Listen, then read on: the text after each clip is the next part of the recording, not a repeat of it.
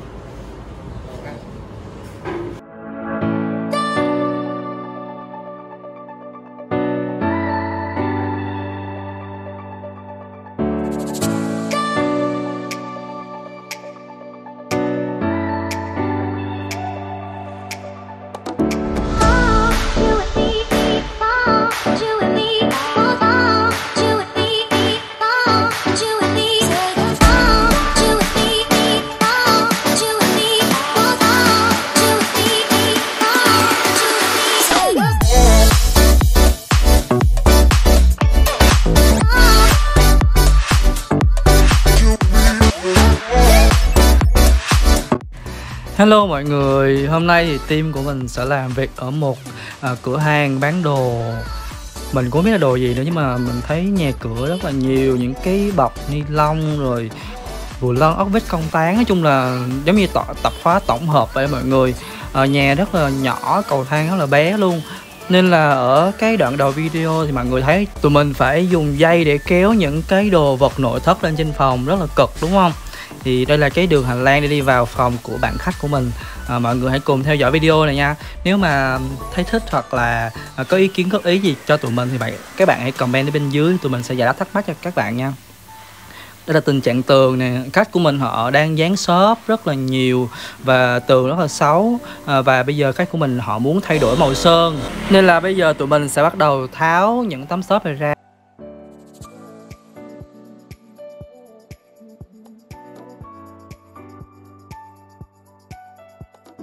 Sau khi đã tháo xong xốp thì tụi mình sẽ bắt đầu pha sơn và sẽ làm mới cho căn phòng này, khoác một bộ áo mới. Tụi mình sẽ cải tạo cho căn phòng này như là làm lại tường mới nè. Mình sẽ dán một mảnh tường giả bê tông, bởi vì khách của mình có xem video của nhà mình và thấy rất là thích cái mảng tường giả bê tông, nên là mình sẽ dán một mảng giả bê tông để nhấn, và còn lại mình sẽ bắt đầu sơn trắng.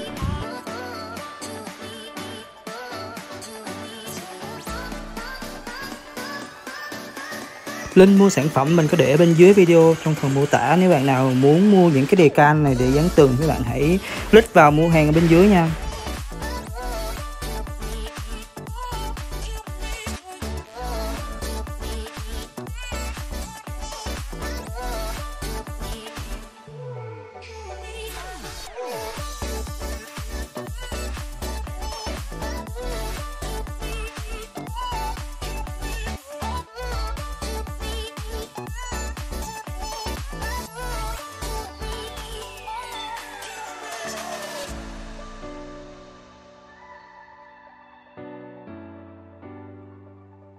Ở căn phòng này thì khách của mình có mua bàn, mua ghế sofa và một cái bộ giường ngủ, và tất cả tụi mình đều phải kéo dây ở dưới lên hết, bởi vì cầu thang rất là bé và để rất là nhiều đồ ở dưới á, nên là tụi mình phải kéo bằng dây lên trên cái lan can này, rất là cực đúng không?